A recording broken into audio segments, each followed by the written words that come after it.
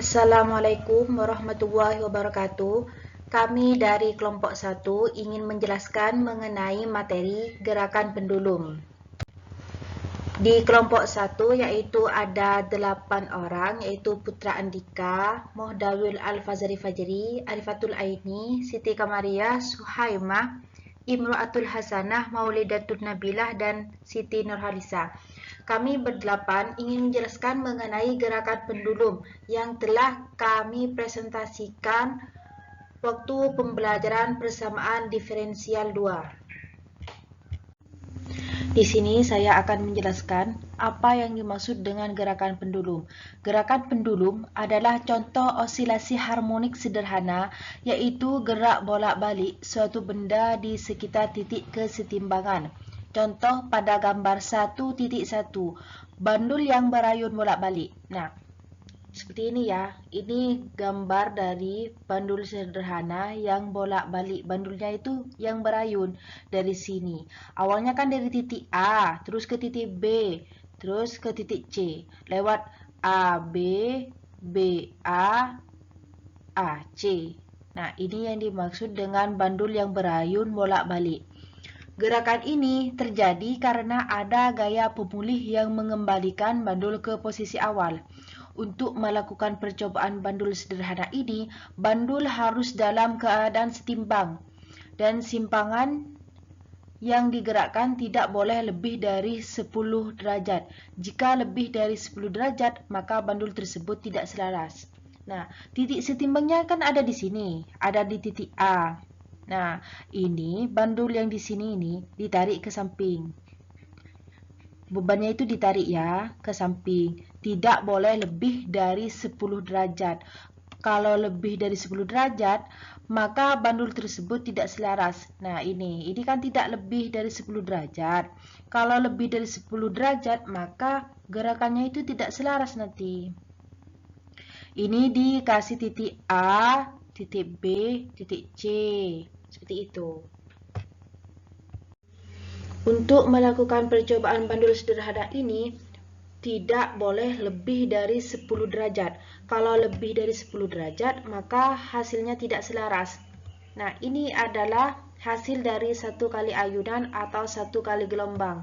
Berarti dari B ke A kan, terus dari A ke C, C ke A ke B. Ini termasuk satu kali ayunan atau satu kali gelombang. Contoh osilasi harmonik sederhana di atas adalah pada pendulum gerak terjadi secara horizontal. Kan apa ya? Jalannya bandul ini kan terjadi secara horizontal ke pinggir. Lanjut, untuk gerak pendulum merupakan salah satu gerak osilasi yang dapat ditemukan pada bidang fisika, di mana pendulum terdiri dari sebuah massa benda. Di sini yang bulat ini disebut dengan massa benda atau disimbolkan dengan M, yang terikat pada tali sepanjang L. Nah, ini disebut dengan panjang tali atau disimbolkan dengan L, dan dapat berayun bebas dalam bidang vertikal pada sumbu O. Di sini ya sumbunya sebagai respon terhadap gaya gravitasi atau yang disebut dengan G. Nah, ini ada huruf T. T itu disebut dengan tegangan tali atau disimbolkan dengan T. Kita buktikan apakah gerak osilasi atau tidak. Kalau kita analisis, di sini ada gaya gravitasi ke bawah, yaitu W sama dengan M kali G. Nah, di sini ada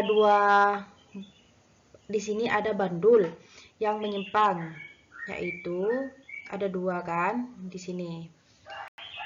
Yang di sini itu M kali G cos theta. Nah, kalau simpangannya di sini yaitu M kali G sin theta.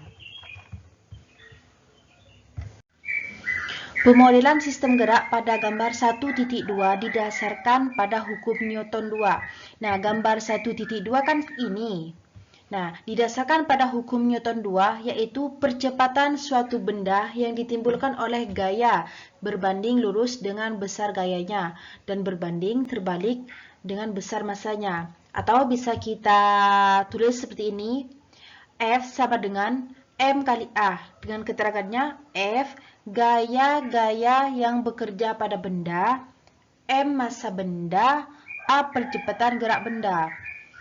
Di sini kan untuk massa benda yang dianalisis ke analisis yang kita analisis tadi, atau gaya gravitasinya yang ke bawah yaitu W sama dengan M kali G.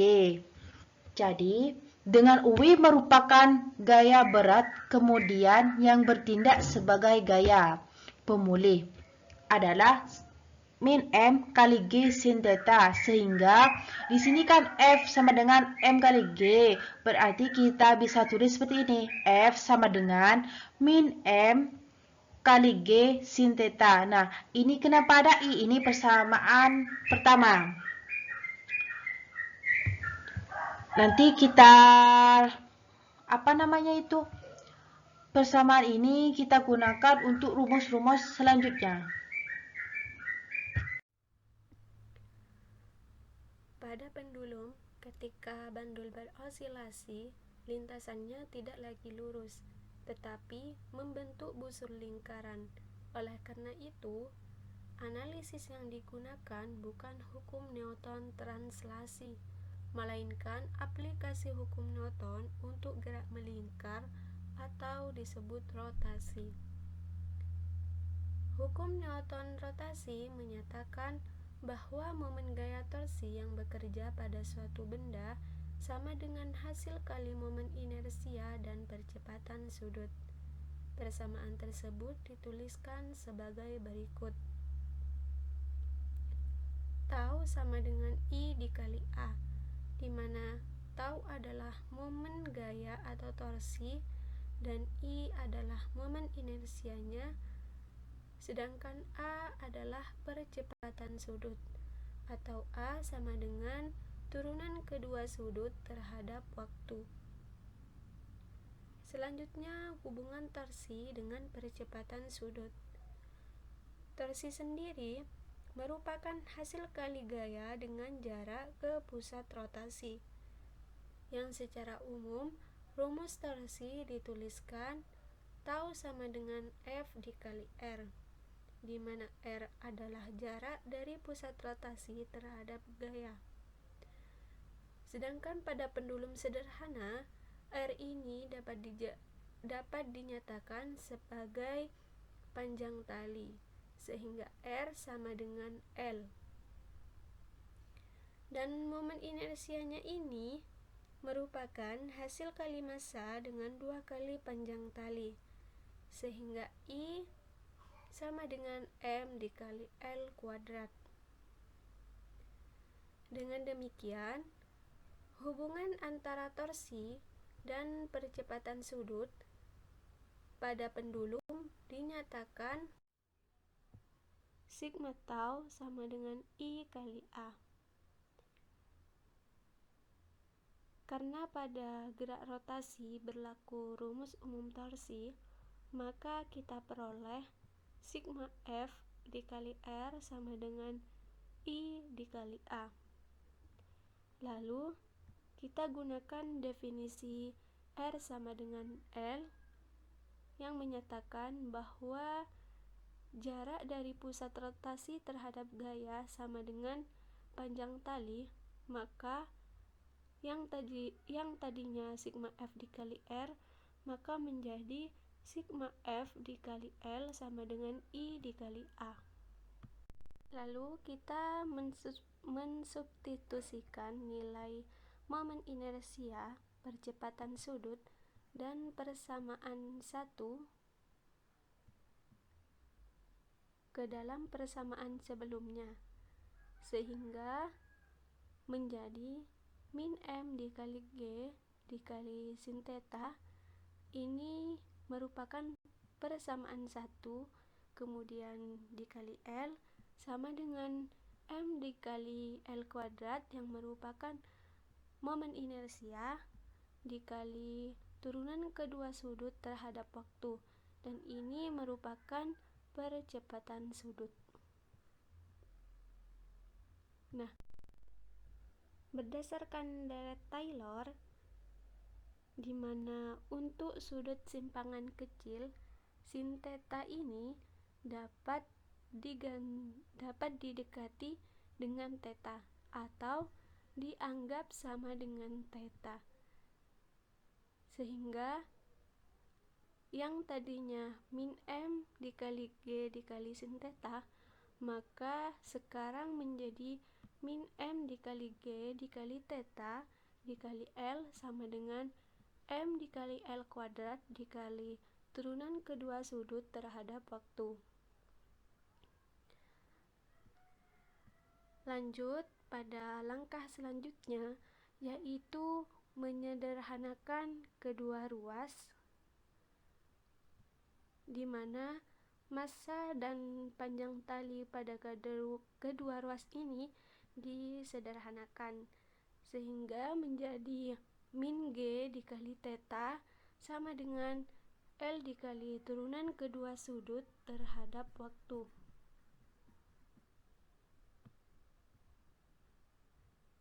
Setelah menyederhanakan, maka lanjut dengan membagi kedua ruas dengan panjang tali atau L, sehingga diperoleh min G per L dikali theta sama dengan turunan kedua sudut terhadap waktu. Setelah membagi, kemudian kita memindahkan seluruh suku ke satu ruas agar menjadi persamaan kedua. Nah, dari persamaan kedua ini kita telah memperoleh persamaan diferensial orde 2, yaitu turunan kedua sudut terhadap waktu ditambah G per L dikali theta sama dengan 0, yang merupakan persamaan gerak harmonik sederhana pada pendulum.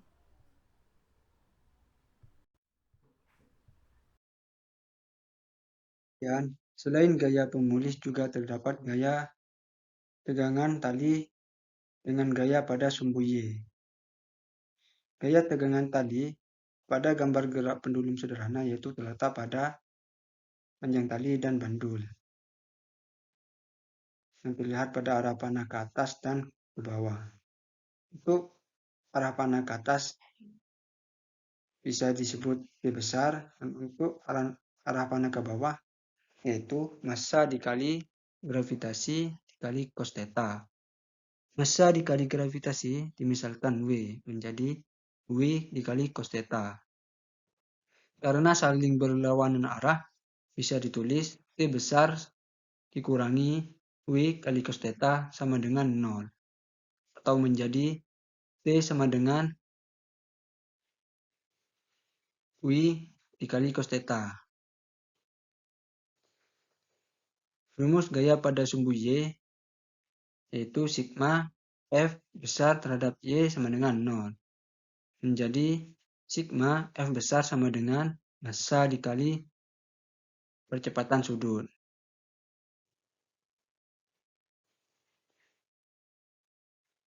Bisa ditulis menjadi yaitu F besar sentripetal sama dengan massa dikali A sentripetal, atau gaya dan percepatan yang bekerja sepanjang lintasan gerak pendulum.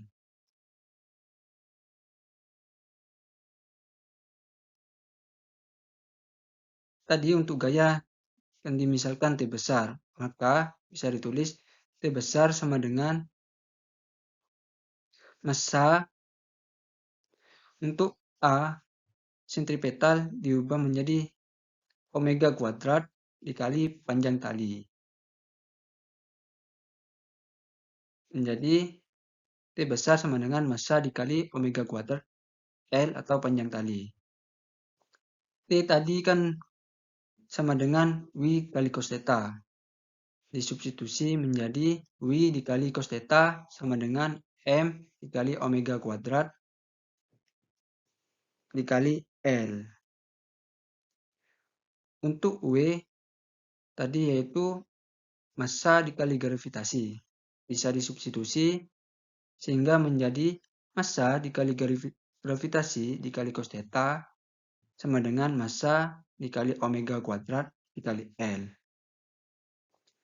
Kedua ruas ini sama-sama dibagi M. Menjadi G kali cos theta sama dengan omega kuadrat dikali L. Nah, untuk tetanya diasumsikan sudut simpangan kecil theta yaitu kurang dari atau sama dengan 10 derajat. Maka nilai cos theta yaitu sedemikian hingga 1. Menjadi G dikali 1 sama dengan omega kuadrat dikali L.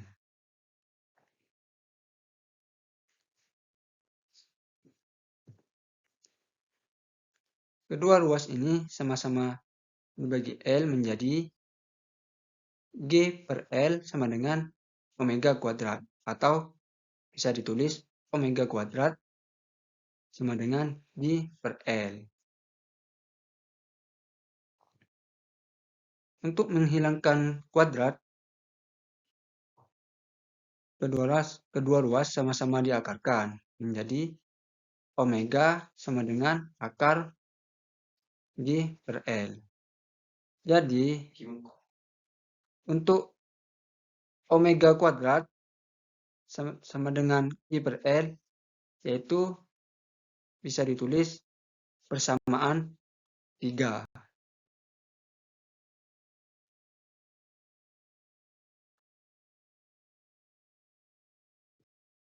Kan kita mempunyai M kuadrat theta sama dengan D theta per dt, koma omega kuadrat theta sama dengan D kuadrat theta per dt kuadrat.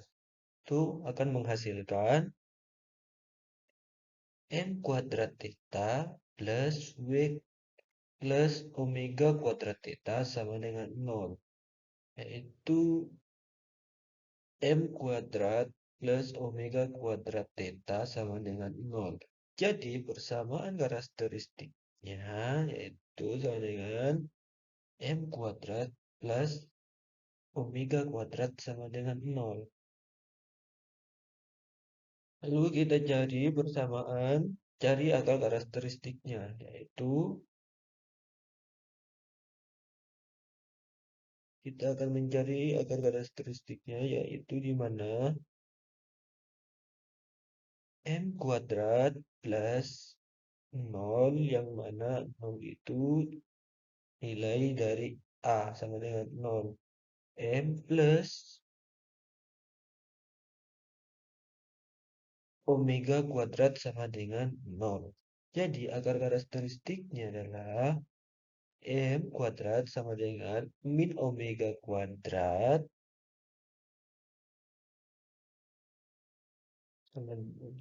sama dengan M sama dengan plus minus akar min omega kuadrat. M sama dengan, jadi yang di sini M sama dengan plus minus akar min omega kuadrat akar min 1, jadi menghasilkan M sama dengan plus minus omega I, yang mana I itu adalah I. Akar-akarnya adalah bilangan kompleks konjugat dalam bentuk M sama dengan A plus minus B imajiner, di mana A sama dengan 0 dan B sama dengan omega. Maka kita tentukan solusi umumnya, yaitu untuk akar karakteristik kompleks A plus B imajiner, solusi umum persamaan diferensial homogen organ keduanya diberikan dalam bentuk, yaitu theta homogen sama dengan E pangkat 0 dalam kurung C1 cos omega T plus C2 sin omega T. Yaitu dengan A sama dengan 0 dan B sama dengan omega. Sama dengan omega, maka substitusi untuk menghasilkan theta T. Itu sama dengan, kita substitusikan yaitu E pangkat 0 dikali T dalam kurung C1 cos omega T plus C2 sin omega T. Maka akan menghasilkan karena E sama dengan 0 pangkat T, maka sama dengan pangkat 0 sama dengan 1. Jadi solusi umumnya adalah theta T sama dengan C1 cos omega T plus C2 sin omega T. Hingga menjadi persamaan yang kelima. Jadi persamaan PD-nya adalah C1 cos omega T plus C2 sin omega T.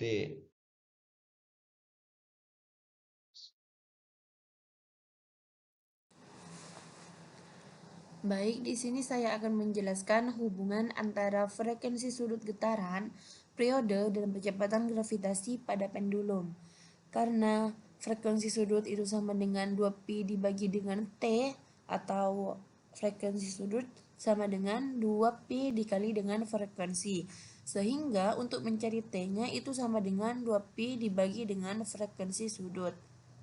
Diketahui frekuensi sudutnya atau omeganya itu sama dengan akar G per L, sehingga dimasukkan nilainya menjadi sama dengan 2pi dibagi akar G per L, atau juga sama dengan 2pi dikali akar L per G.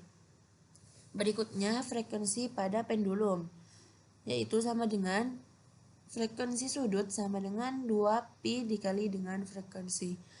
Sehingga untuk mencari frekuensinya sama dengan frekuensi sudut dibagi dengan 2pi atau omega dibagi 2pi. Masukkan nilai omeganya menjadi akar G per L dibagi 2pi, atau sama dengan 1 per 2pi dikali akar G per L, atau F sama dengan 1 per T. Kenapa 1 per T? Karena nilai T sesuai yang di atas itu sama dengan 2pi dikali akar L per G.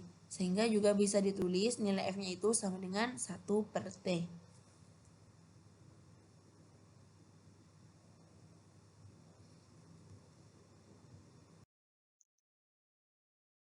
Di sini saya akan menjelaskan contoh soal. Sebuah bandul sederhana dengan panjang tali 1 meter berayun kecil. Percepatan gravitasi di tempat tersebut adalah 10 meter per sekon kuadrat. Dan percepatan sudut bandul dinyatakan oleh alfa sama dengan 0,1 radian. Dengan syarat awal, theta 0 sama dengan 1, theta aksen 0 sama dengan min 1. Tentukan PKPD dari theta T. Penyelesaiannya di sini diketahui panjang talinya sama dengan 1 meter, gravitasinya sama dengan 10 meter per sekon kuadrat, percepatannya sama dengan 0,1 radian. Yang ditanya yaitu PKPD dari theta T. Di sini tentukan terlebih dahulu theta T-nya. Menggunakan persamaan diferensial orde 2 yaitu turunan kedua theta terhadap T ditambah omega kuadrat theta sama dengan 0. Nah, pada slide 9 di atas, omega kuadrat ini sama dengan G per I. Maka turunan kedua theta terhadap T ditambah G per I theta sama dengan 0. Maka didapat turunan kedua turunan kedua theta terhadap T ditambah tadi diketahui G-nya itu 10 dan I-nya itu 1. Maka 10 per 1 theta sama dengan 0. Maka didapat turunan kedua theta terhadap T ditambah 10 bagi 1 yaitu 10. Maka 10 theta sama dengan 0. Nah, selanjutnya theta pada turunan kedua ditambah 10 sama dengan 0. Selanjutnya cari persamaan karakteristik atau PK-nya. Maka didapat pada theta turunan kedua ini menjadi M kuadrat pada PK ditambah 10 sama dengan 0. Selanjutnya cari akar karakteristiknya. Maka menjadi M kuadrat sama dengan plus 10 ini jadi min 10. Selanjutnya cari akar-akar dari M1 dan 2. Sama dengan plus minus pada akar karakteristik di atas itu kan M kuadrat sama dengan min 1. Maka ini jadi plus minus akar min 10. Maka didapat sama dengan akar 10 dikali akar min 1. Jadi diketahui akar-akar dari M1 dan 2 itu sama dengan plus minus akar 10I. Tadi kan sudah diketahui akar-akar dari M1 dan M2 yaitu sama dengan plus minus akar 10I. Karena akar-akarnya sama, maka kita dapat penyelesaian homogennya yaitu sama dengan E pangkat 0 dalam kurung C1 cos akar 10T plus C2 sin akar 10T. E pangkat 0 yaitu 1. Maka 1 dikali C1 cos akar 10T plus C2 sin akar 10T. Maka hasilnya yaitu C1 cos akar 10T plus C2 sin akar 10T. Kemudian kita substitusikan nilai alfanya sama dengan 0,1 radian. Kita substitusikan nilai alfanya terhadap solusi pada gerak pendulum, yaitu θ T. Θ T ini θ terhadap waktu, sama dengan A dalam kurung cos omega T dikurangi alfa. Kan sudah diketahui bahwa omega itu akar 10, dan alfanya yaitu 0,1. Jadi, hasilnya yaitu sama dengan A dalam kurung cos akar 10T dikurangi 0,1. Jadi, solusi dari kasus tersebut adalah θ T sama dengan A dalam kurung cos akar 10T dikurangi 0,1. Kemudian kita ke PUPD. PUPD titik 2, θ 0 sama dengan dalam kurung C1 cos akar 10T plus C2 sin akar 10T. Syarat awalnya. Di sini kita ketahui bahwa syarat awalnya θ 0 sama dengan 1, θ aksen 0 sama dengan negatif 1. Kita masukkan nilainya. θ 0 sama dengan C1 cos akar 10 dikali 0 plus C2 sin akar 10 dikali 0. Bahwa kita sudah ketahui bahwa θ 0 yaitu sama dengan 1. Jadi, θ 0-nya itu berubah ke 1. 1 sama dengan C1 cos 0 plus C2 sin 0. Nah, di sini cos 0 itu hasilnya 1, sin 0 hasilnya 0. Maka, 1 sama dengan C1 cos dikali 1 plus C2 sin dikali 0. Maka hasilnya 1 sama dengan C1. Bisa dibaca juga C1 sama dengan 1. Syarat awal yang kedua yaitu θ aksen 0 sama dengan minus 1. Nah, karena di sini θ aksen 0, maka θ T-nya kita turunkan dulu,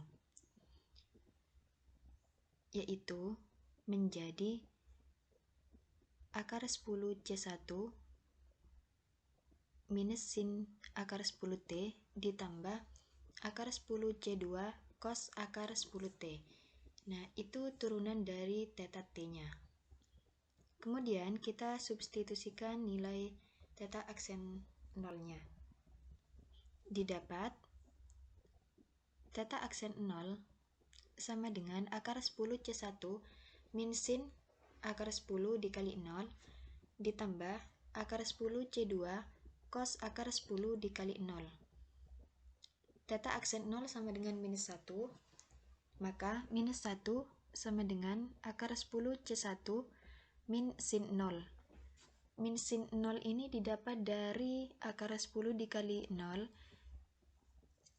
ditambah akar 10C2 cos 0. Cos 0-nya juga didapat dari akar 10 dikali 0. Kemudian didapat minus 1 sama dengan akar 10C1, nilai dari sin 0 adalah 0, ditambah akar 10C2, nilai dari cos 0 adalah 1. Maka didapat minus 1 sama dengan akar 10C2. Maka kita dapat nilai C2-nya yaitu minus 1 per akar 10.